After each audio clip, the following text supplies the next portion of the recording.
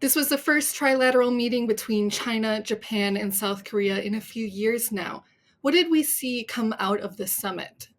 So I think the first thing sort of that we can observe out of this trilateral meeting is sort of the fact that the three countries have shown the willingness to sit around the table.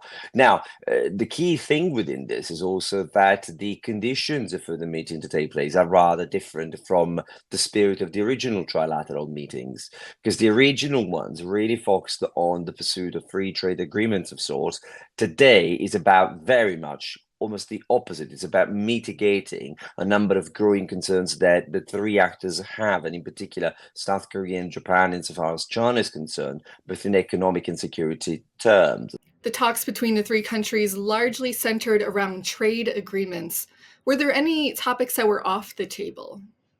Our understanding is that the main, if you want, challenging issues concerning, in particular, developments around the Straits of Taiwan, developments around the Korean Peninsula, and in particular, North Korea's behavior, were all kept somehow off the main conversation. Now, that being said, these would be massive elephants in the room. So whilst you don't talk about them directly, I'm pretty sure that the conversations around economic and political dynamics linking the three countries could not avoid but making some measure of reference. Again, there were also bilateral meetings between China and Japan and China and South Korea on the side.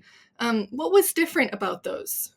well, that's an excellent question, because there are very specific issues related to the bilateral dynamics. Of course, when in 2019 the last meeting took place, South Korea and China in particular were in a very different economic play. You have a situation in which China is a major competitor when it comes to key sectors of the South Korean economy.